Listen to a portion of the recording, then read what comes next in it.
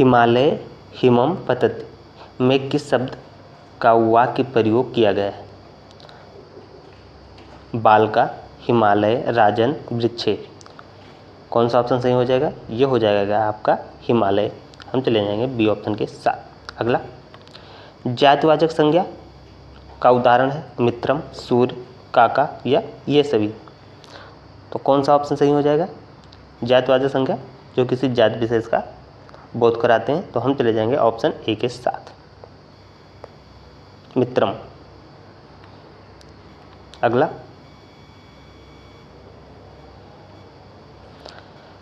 मयूर का द्विवचन है मयूर, मयूरो, दोनों या इनमें से कोई नहीं। कौन सा ऑप्शन सही हो जाएगा?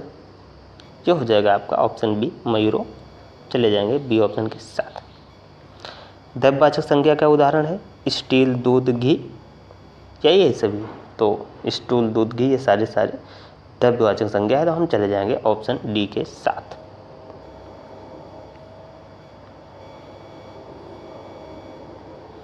अगला, नद्या जलम मधुर अस्ति वाक्य में संज्ञा क्या है? तो कौन कौन सी संज्ञा हो जाएगा?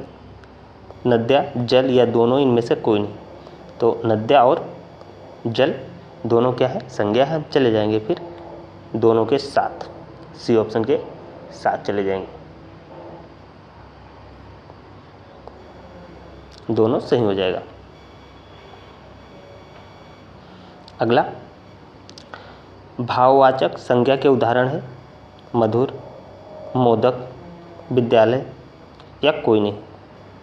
कौन सा ऑप्शन करेक्ट हो जाएगा? भाव जो किसी भाव को बचाते हैं। कौन सा ऑप्शन करेक्ट हो जाएगा? तो हम चले जाएंगे ऑप्शन ए के साथ, मधुर। ये हो जाएगा आपका मधुरम।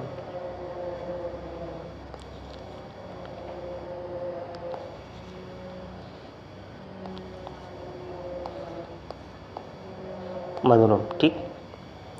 बिंदी मिसिंग है ऊपर। अगला, इकारांत पुल्लिंग का शब्द है।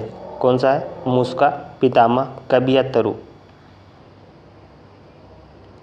इकारांत पुल्लिंग क्या हो जाएगा इसमें? तो ये हो जाएगा आपका ऑप्शन बी, कवि।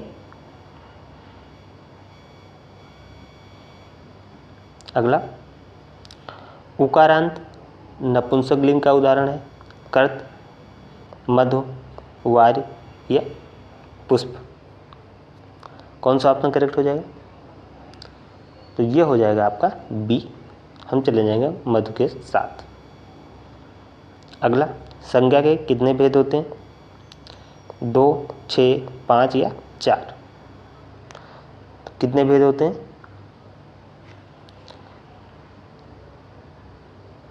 ये होते हैं आपके 5 भेद। हम चले जाएंगे ऑप्शन सी के साथ। सी क्या हो जाएगा आपका? करेक्ट हो जाएगा। आप व्यक्तिवाचक संज्ञा जैसे हो गया आपका पहले,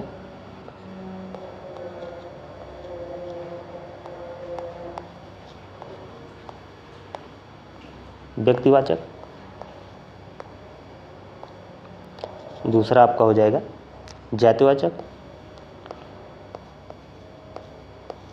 जातिवाचक। तीसरा आपका हो जाएगा भाववाचक।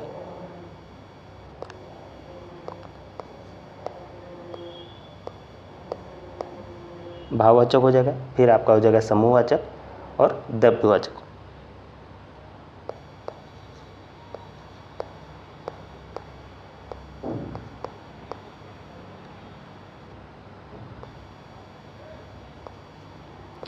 और पांचवा हो जाएगा आपका द्रव्यवाचक। तो ये आपके 5 प्रकार हो जाएंगे।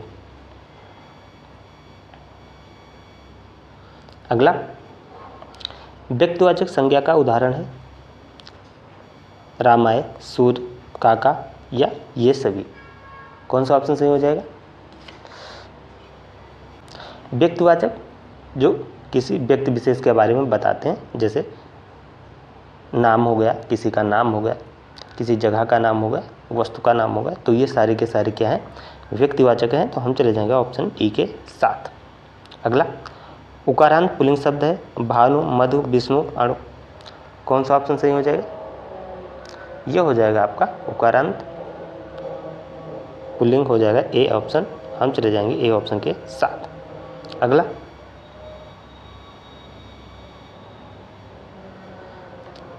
गुण, दोष, दशा, अवस्था बताने वाले शब्दों की संज्ञा होती है। जातिवाचक होती है, समूहवाचक, भाववाचक, द्रव्यवाचक। जातिवाचक किसी विशेष नाम को, स्थान को या किसी बुक को, समूह किसी समूह के बारे में, भाव किसी भाव के बारे में बताओ, द्रव्य किसी वस्तु के बारे में बताता है। तो गुण, दोष, दशा, अवस्था ये भाववाचक होता है। तो हम चले जाएंगे ऑप्शन सी के साथ। सी ऑप्शन करेक्ट हो जाएगा। समूहवाचक संज्ञा का उदाहरण बताइए। तो क्या हो जाएगा? भीड़, जुलूस, सेना, मेला, टीम, कक्षा। यदि हम इसका वाक्य प्रयोग करें तो क्या हो जाएगा? मेरे गांव में मेला लगा। तो ये आपका उदाहरण हो जाएगा। अगला क्वेश्चन, गणेशाय शब्द का संस्कृत में वाक्य प्रयोग कीजिए। वाक्य प्रयोग देख लेते हैं, क्या हो जाएगा इसका? श्री गणेशाय नमः। तो ये इसका वाक्य प्रयोग हो जाएगा।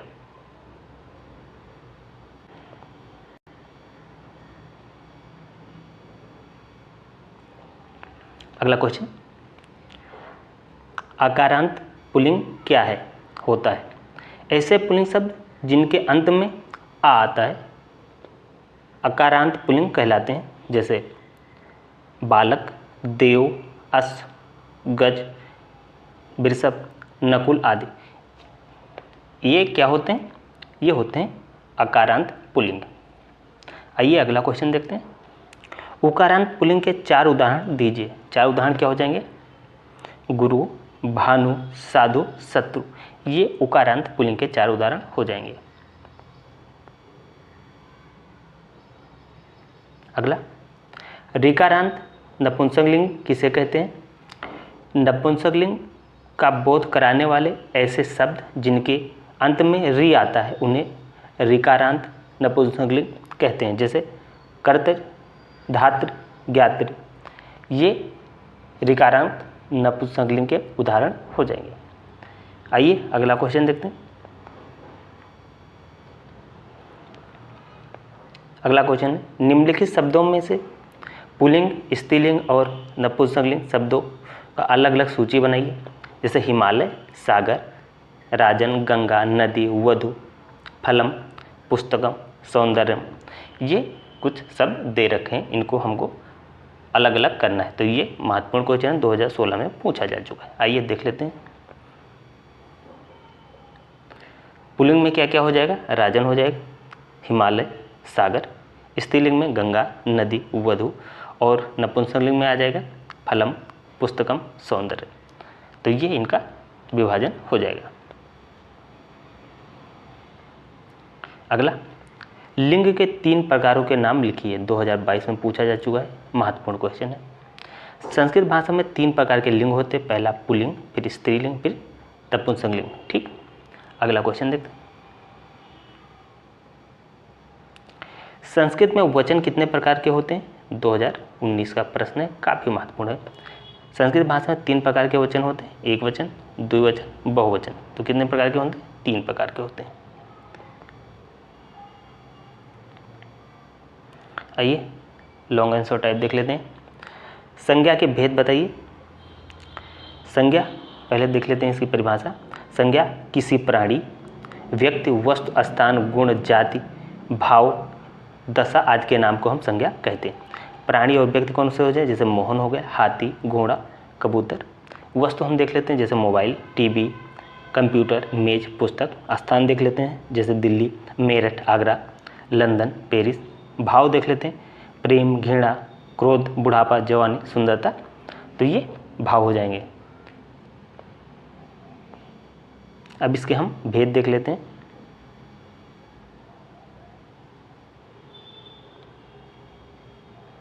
संज्ञा के भेद प्रकार। संस्कृत में संज्ञा के मुख्य रूप से 3 भेद होते हैं। व्यक्तिवाचक संज्ञा, जातिवाचक संज्ञा, भाववाचक संज्ञा। इसके अतिरिक्त 2 अन्य होते हैं, जैसे समूहवाचक संज्ञा और द्रव्यवाचक संज्ञा। इस प्रकार हम संज्ञा को 5 भेदों में विभाजित कर सकते हैं। सबसे पहले हम देख लेते हैं व्यक्तिवाचक। व्यक्तिवाचक संज्ञा वह शब्द जिनसे किसी व्यक्ति विशेष, प्राणी विशेष, स्थान विशेष या वस्तु विशेष का बोध होता है, उन्हें हम व्यक्तिवाचक संज्ञा कहते हैं। जैसे मोहन हो गया, गोपाल हो गया, दिल्ली हो गया, मेज, गंगा आदि, ये सारे व्यक्तिवाचक संज्ञाएं हो जाएंगे। अब हम जातिवाचक देख लेते हैं। जातिवाचक संज्ञा वह शब्द जो किसी स्थान, प्राणी अथवा वस्तु की संपूर्ण जाति या समूह का बोध कराते हैं, उन्हें जातिवाचक संज्ञा कहते हैं। जैसे मनुष्य हो गया, नदी, नगर, पर्वत, पशु, लड़का, बकरी, ये सारे के सारे जातिवाचक संज्ञा हो जाएंगे।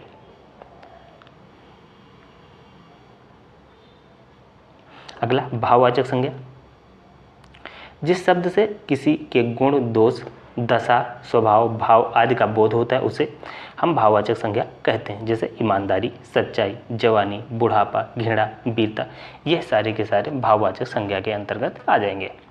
समूहवाचक संज्ञा क्या होती है? वह शब्द जो किसी समूह या समुदाय का बोध कराते हैं, उन्हें समूहवाचक संज्ञा कहते हैं। जैसे भीड़ हो गया, जुलूस, सेना, सभा, कक्षा, दल आदि भाववाचक संज्ञा आदि समूहवाचक संज्ञा हो जाएंगे।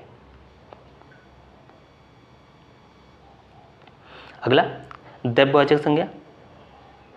जो शब्द किसी द्रव्य पदार्थ, धातु आदि का बोध कराते हैं, उन्हें हम द्रव्यवाचक संज्ञा कहते हैं। जैसे स्टील, दूध, घी, लकड़ी, सोना, चांदी, ये सारे के सारे द्रव्यवाचक संज्ञा के अंतर्गत आ जाते हैं। अगला क्वेश्चन, लिंग का अर्थ बताइए। संज्ञा और सर्वनाम के जिस रूप से किसी व्यक्ति, वस्तु तथा स्थान के स्त्री या पुरुष वाचक होने का बोध होता है, उसे लिंग कहते हैं। लिंग का शाब्दिक अर्थ है निशान या चिन्ह, अतः लिंग उस चिन्ह को कहते हैं जिससे किसी शब्द का पुरुषवाचक, स्त्रीवाचक अथवा नपुंसकलिंग होना सिद्ध हो। इसके प्रकार देख लेते हैं। 3 प्रकार के होते हैं। पुल्लिंग जैसे बालक, गुरु, कवि, इसके उदाहरण हो जाएंगे। स्त्री जैसे बालिका, रमा, रात्रि, रजनी। नपुंसकलिंग जैसे नेत्रम, गृहम, मित्रम, वस्तु, ये इसके प्रकार हो जाएंगे। अगला देख लेते हैं,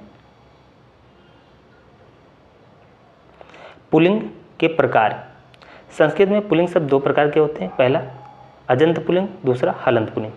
अजंत पुल्लिंग क्या होता है? अजंत पुल्लिंग जो शब्द अपने अंत में स्वर रखते हैं, उन्हें अजंत या स्वरांत पुल्लिंग कहते हैं। जैसे राम हो गया, कृष्ण हो गया, हरि हो गया, बालक होगा आदि, ये सारे के सारे अजंत पुल्लिंग के अंतर्गत आते हैं। अब जो अजंत पुल्लिंग के भाग हैं, अजंत पुल्लिंग के 3 भाग हैं। आगे इनको 3 भागों में बांटा गया है। पहला अकारांत पुल्लिंग, ऐसे पुल्लिंग शब्द जिनके अंत में आ आता है, छोटा आता है, अकारांत पुल्लिंग कहते हैं। जैसे बालक, देव, अश्व, वृक्ष, पर्वत, काक आदि। इकारांत पुल्लिंग, ऐसे पुल्लिंग शब्द जिनके अंत में ई आता है, इकारांत पुल्लिंग कहलाते हैं। जैसे कवि, मुनि, पति, कवि, निधि, निरपति आदि, तो ये इकारांत पुल्लिंग के उदाहरण हो जाएंगे। अब हम देख लेते हैं उकारांत। उकारांत पुल्लिंग, ऐसे पुल्लिंग शब्द जिनके अंत में उ आता है, उकारांत पुल्लिंग कहलाते हैं। जैसे गुरु, भानु, साधु, शिशु, शत्रु, पशु, बंधु आदि। अब दूसरा हम देते हैं हलंत। हलंत पुल्लिंग, जिनके अंत में व्यंजन होता है, उन्हें हलंत या व्यंजनांत पुल्लिंग कहते हैं। इनको भी 2 भागों में बांटा गया है। इनको 2 भागों में बांटा गया। पहला सकारांत पुल्लिंग, पुल्लिंग का बोध कराने वाले ऐसे शब्द जिनके अंत में स आता है, उन्हें सकारांत पुल्लिंग कहते हैं। जैसे चंद्रमस, चंद्रमा, विद्वस, विद्वान आदि। अगला नकारांत पुल्लिंग, पुल्लिंग का बोध कराने वाले ऐसे शब्द जिनके अंत में ना आता है, उन्हें नकारांत पुल्लिंग कहते हैं। जैसे आत्मन। अगला क्वेश्चन देख लेते हैं, स्त्रीलिंग के प्रकार बताइए। संस्कृत में स्त्रीलिंग शब्द के भी 2 रूप हैं। पहला अजंत, दूसरा हलंत। अजंत देख लेते हैं। अजंत जो शब्द अपने अंत में स्वर रखते हैं, उन्हें अजंत या स्वरांत स्त्रीलिंग कहते हैं। इनके 5 भाग हैं। इनके 5 भाग देख लेते हैं कौन कौन से। आकारांत स्त्रीलिंग ऐसे स्त्रीलिंग का बोध कराने वाले शब्द जिनके अंत में बड़ा आता है आकारांत स्त्रीलिंग कहलाते हैं, जैसे बाला, बालिका, वाटिका, वसुधा, निशा आदि।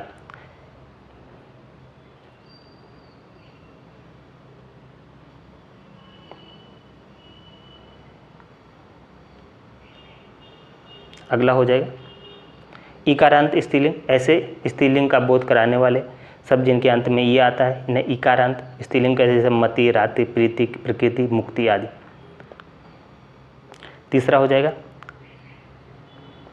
इकारांत स्त्रीलिंग ऐसे स्त्रीलिंग का बोध कराने वाले शब्द जिनके अंत में बड़ी ई आता है।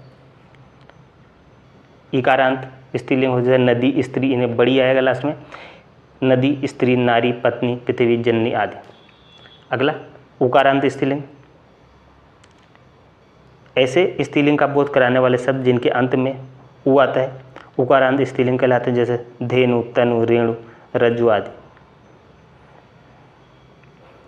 अब आता है उकारांत स्त्रीलिंग ऐसे स्त्रीलिंग का बोध कराने वाले शब्द जिनके अंत में बड़ा उ आता है उकारांत कहलाते हैं। इनके उदाहरण देख लेते हैं, जैसे आपका हो जाएगा वधु, साधु। अगला हलंत स्त्रीलिंग जिन शब्दों के अंत में व्यंजन होता है उन्हें हलंत या व्यंजना स्त्रीलिंग कहते हैं। हलंत के भाग 2 होते हैं। एक होता है तकारांत स्त्रीलिंग ऐसे स्त्रीलिंग का बोध कराने वाले शब्द जिनके अंत में ता आता है वो तकारांत स्त्रीलिंग व्यंजनांत होते हैं, जैसे सरित, विद्युत, योषित, हरित। अगला हो जाएगा चकारांत स्त्रीलिंग ऐसे स्त्रीलिंग का बोध कराने वाले शब्द जिनके अंत में चा आता है वह चकारांत स्त्रीलिंग व्यंजनांत होते हैं, जैसे वाच, रुच, सुच आदि। अगला क्वेश्चन वचन किसे कहते हैं 2016 में पूछा जा चुका है, तो काफ़ी महत्वपूर्ण क्वेश्चन है।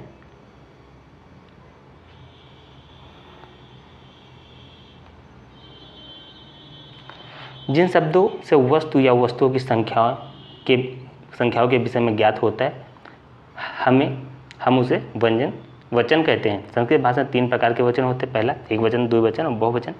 आइए हम देख लेते हैं एक एक करके।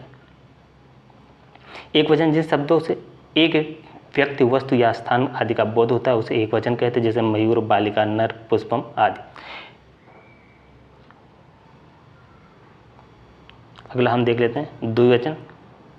द्विवचन जिन शब्दों से 2 वस्तुओं का बोध होता है उसे हम द्विवचन कहते हैं, जैसे मयूरो, बालिके, पुस्तकें आदि। बहुवचन जिन शब्दों से 3 या 3 से अधिक वस्तुओं का बोध होता है बहुवचन कहते हैं, जैसे मयूरा, पुष्पाणि, पत्राणि आदि। अगला वचन किसे कहते हैं। छोटे बच्चों को वचन की जानकारी किस प्रकार दी जाएगी, उदाहरण सहित स्पष्ट करना है। 100 उदाहरण सहित बताना 2016 में प्रश्न पूछा जा चुका है। वचन के बारे में हमने पहले ही पढ़ चुके हैं। आइए आगे देखते हैं। बालका पठस, बालका पठन्ति। यहाँ बालक शब्द से एक बालक का बोध होता है और बालका शब्द से एक से अधिक बालक का बोध हो रहा है। अगला देख लेते हैं।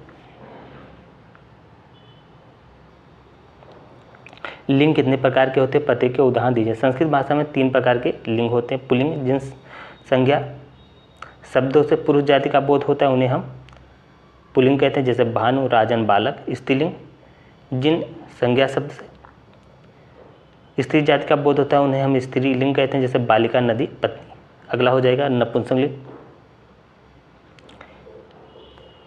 संज्ञा के जिन शब्दों से स्त्री या पुरुष जाति के होने का बोध ना हो उन्हें हम नपुंसकलिंग कहते हैं। ना इनसे स्त्री का बोध हो रहा है ना पुरुष का हो रहा है, जैसे नेत्रम, मित्रम और जलम। आप लोग कमेंट करके बताइएगा ये क्लास आप लोगों को कैसी लगी। इसे लाइक करें, शेयर करें और चैनल को सब्सक्राइब करके बेल आइकन दबा दें। पीडीएफ के लिए आप लोग टेलीग्राम ग्रुप ज्वाइन कर लें, जिसका लिंक आपको कमेंट बॉक्स में मिल जाएगा। तो इस क्लास में इतना ही। जय हिंद, जय भारत।